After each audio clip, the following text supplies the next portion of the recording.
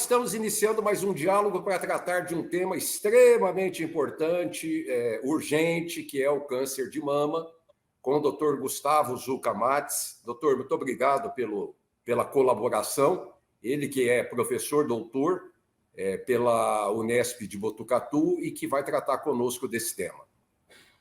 Muito obrigado pelo convite, é um prazer falar disso. Gosto muito do que eu faço e vai ser uma honra aqui compartilhar um pouquinho com vocês. Doutor, em primeiro lugar, o que é o câncer de mama? O câncer de mama é uma alteração nas células da glândula mamária. Todo câncer, a gente pode dizer que é uma proliferação, um crescimento de célula de uma maneira desorganizada.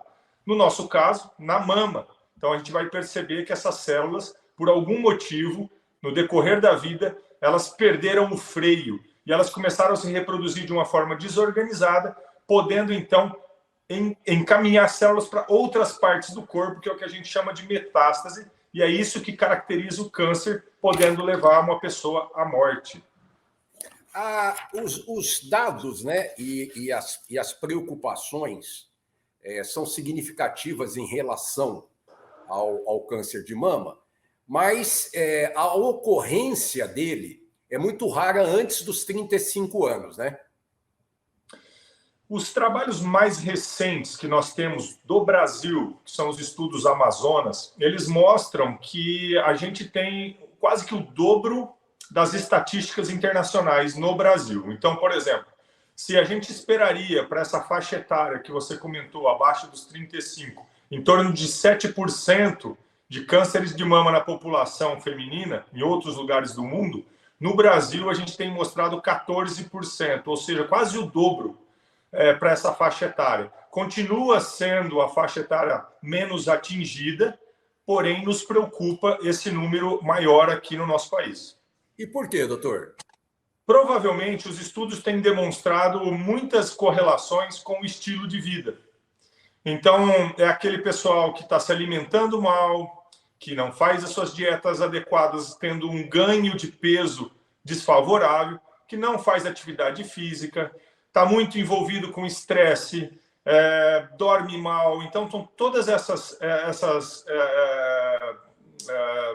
relações que passam a haver, então, um certo desequilíbrio no organismo, passam a gerar um desequilíbrio, e isso provavelmente está levando ao aumento das taxas de câncer de mama nessa população.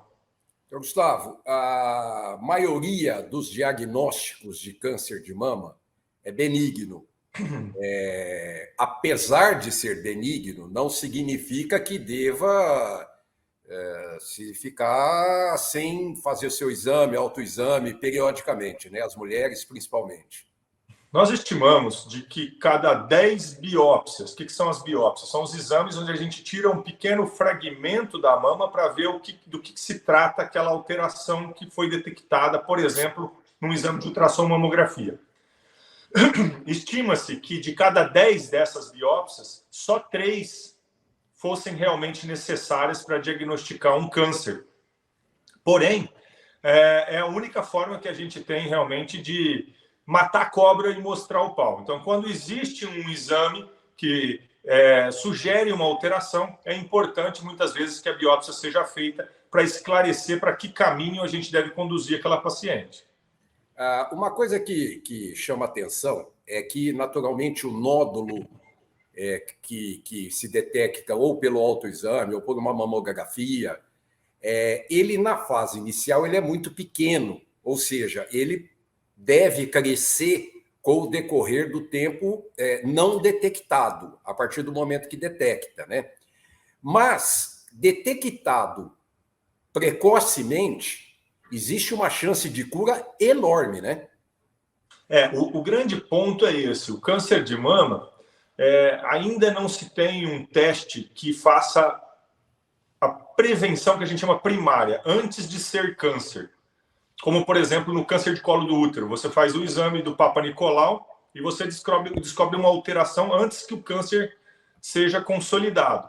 Na mama, a gente não consegue isso ainda. Então, o que é preciso? É preciso que sejam feitos exames periódicos, rotineiros, pelo menos uma vez ao ano, a partir dos 40 anos, para que se tente descobrir lesões muito iniciais, muito pequenas, mas que já são câncer. Isso a gente chama de prevenção secundária.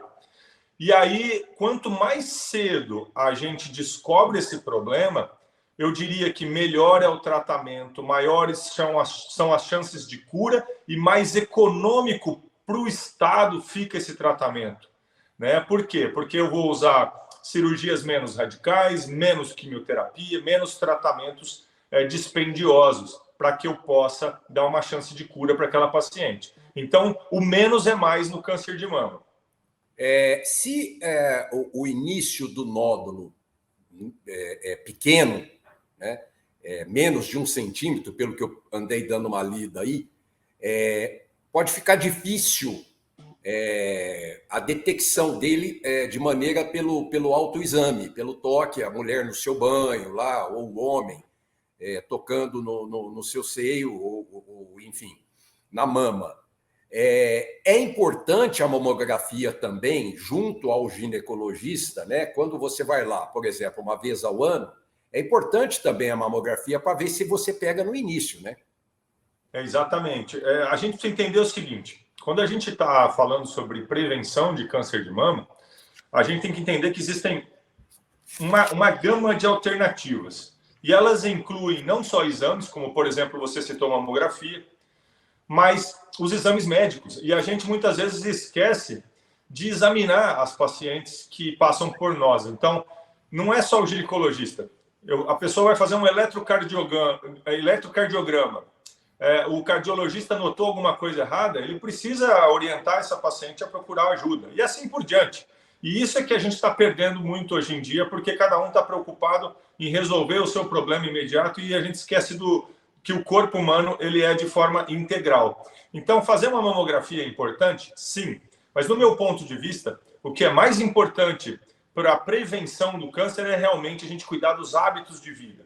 Então, eu recomendo às minhas pacientes sempre que elas façam a sua mamografia anual, mas que não esqueçam que elas precisam ter hábitos saudáveis. Então, dormir cedo, se alimentar bem, fazer atividade física, cuidar da mente e do espírito. É isso que vai ser a real prevenção, no meu ponto de vista, sem nunca esquecer de passar em consulta médica, de preferência com um especialista, que é o mastologista. Existem tipos iniciais de câncer de mama. É importante essa detecção desse câncer inicial? Que tipo que é para se poder tratar? São 2 pontos. A gente pode dividir em 2 grandes blocos. São as lesões palpáveis, que são aquelas que eu consigo detectar no exame com as minhas mãos, e os não palpáveis, que eu vou precisar de ajuda de outros exames. Uma vez que eu acho que tem alguma coisa suspeita, eu vou solicitar a biópsia. Feita a biópsia, aquele fragmento que foi retirado vai para exame junto ao meu colega patologista, que tem fundamental importância nesse processo. Ele vai fazer o exame e vai me dar o RG daquele tumor. Ele vai falar, nossa, esse aqui é um bandido bom, um bandido moderado, um bandido ruim. Me perdoe a metáfora, mas é uma forma mais simples das pessoas entenderem.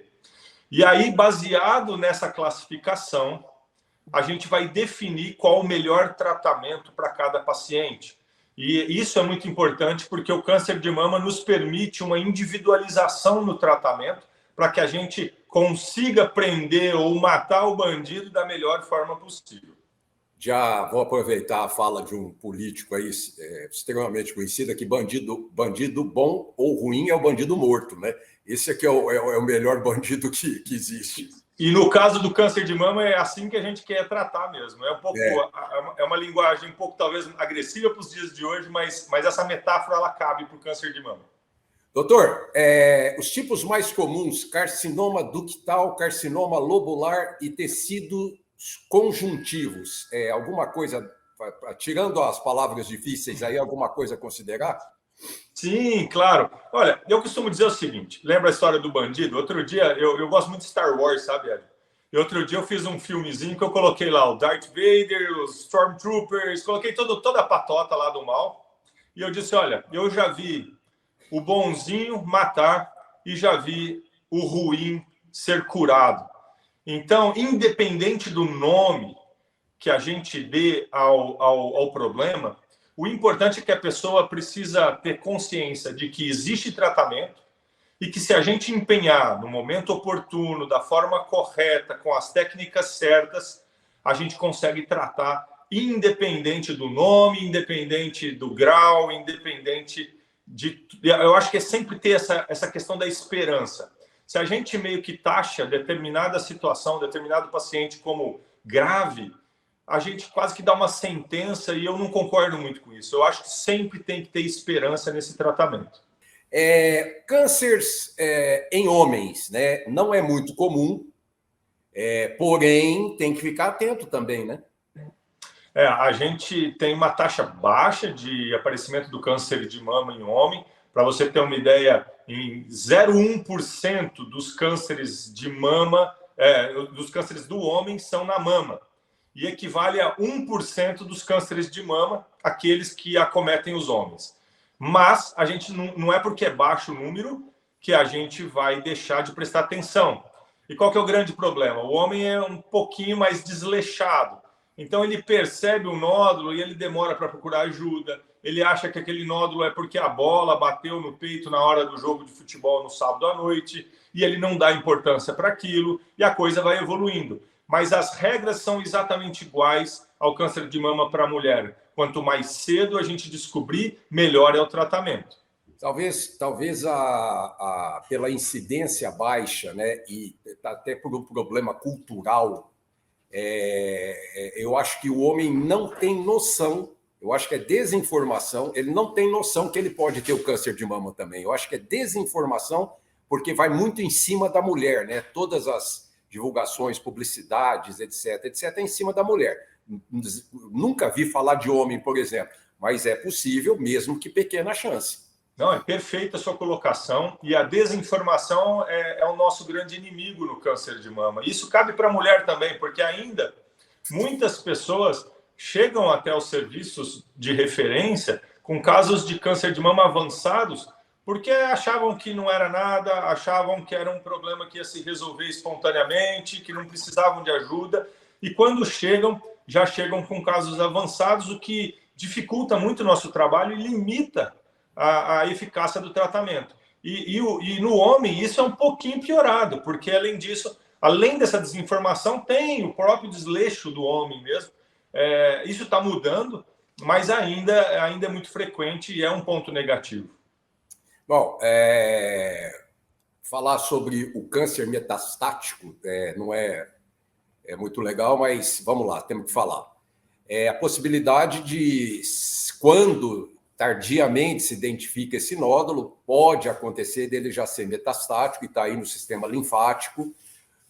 Isso é uma má notícia ou ainda as chances são boas?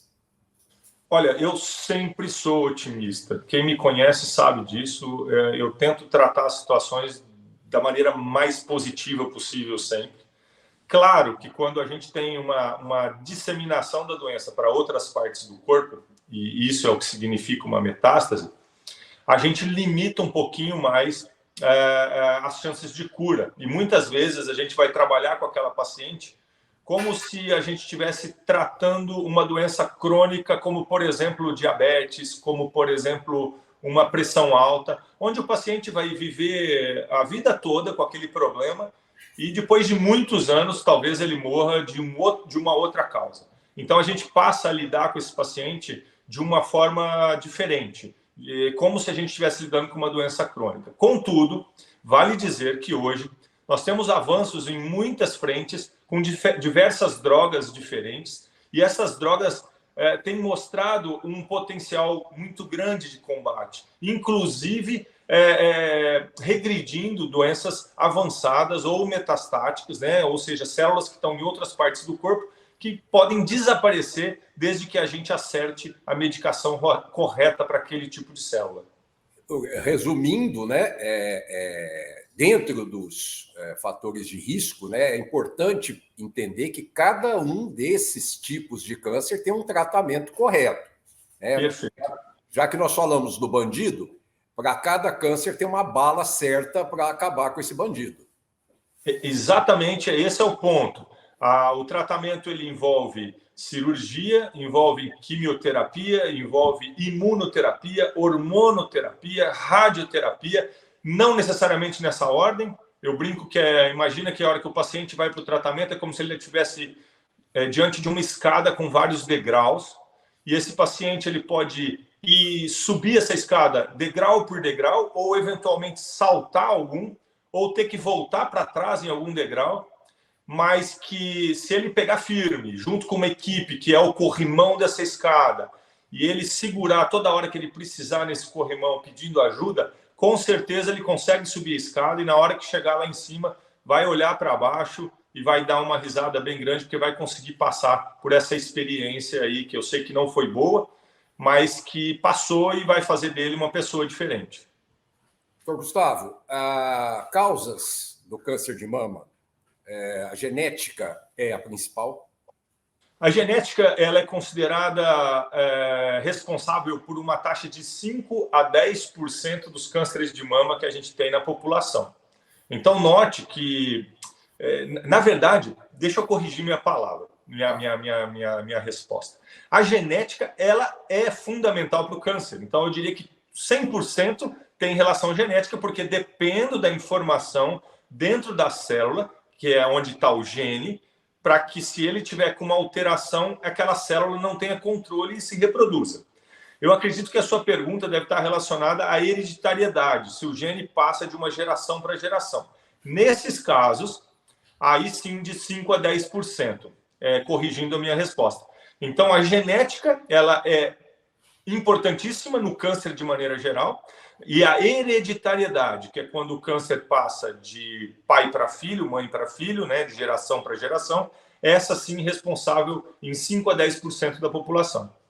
É importante também, né, dizer o seguinte, quem é herdeiro numa situação dessa, uma mulher ou um homem herdeiro de um câncer de mama, é sinal de atenção, porém não é obrigatoriamente convicto de que essa pessoa vai desenvolver, porque o seu antecessor teve o seu antecedente teve um câncer de mama, né? Exatamente, essa é uma posição muito interessante. Hoje a gente tem estudado muito o que a gente chama de epigenética, né? Vai além da genética. Então a gente tem uma informação na nossa célula, que eu herdei, por exemplo, da minha mãe. Eu resolvi que eu não vou ter aquele problema. Eu consigo mandar naquela informação e desativá-la. É isso que a epigenética diz para a gente. Que forma?